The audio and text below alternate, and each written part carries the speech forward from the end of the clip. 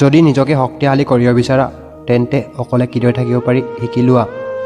অপেক্ষা কৰাসকলে সেইটো পায় যিটো চেষ্টা কৰাসকলে এৰি থৈ যায়। সেয়েহে চেষ্টা ইমানে শান্ত হৈ কৰা যে সফলতা চিঞৰি আহিব। সফলতা কেৱল দুটা কলাৰ ওপৰত নিৰ্ভৰ কৰে আৰু সেই কলা দুটা হৈছে চেষ্টা আৰু পৰিশ্ৰম। জীৱনত লক্ষ্যপথত আগবাঢ়োতে লাহেকৈ যাওক বা বেগেৰে যাওক কোনো কথা নাই, কিন্তু ভাগৰি ৰৈ নিদিব। জীৱনত পাৰিলে পানীৰ দৰে হ'বলৈ চেষ্টা কৰা, তেতিয়া নিজৰ ৰাস্তা নিজে তৈয়াৰ কৰি ল'ব পাৰিবা। পথৰ দৰে নহ'বা আনক উজতি খুৱাবলৈ। আনৰ কথা শুনাজনে ভাগি যায়, নিজৰ কথা শুনাজনে নিজকে গঢ়ি লয়। সফলতা পাবলৈ হ'লে ভাল বন্ধুৰ প্ৰয়োজন, তাতকৈ বেছি সফলতা পাবলৈ হ'লে ভাল শত্ৰুৰ প্ৰয়োজন। তোমাক কোনোবাই নিন্দা কৰিলে তেওঁক মাথো অপেক্ষা কৰা।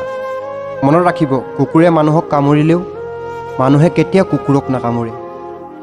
ধৈৰ্য এনেকুৱা এবিধ গছ যাৰ গোটেই গাতে কাঁইট, কিন্তু ইয়াৰ ফল খুবেই সোৱাদযুক্ত।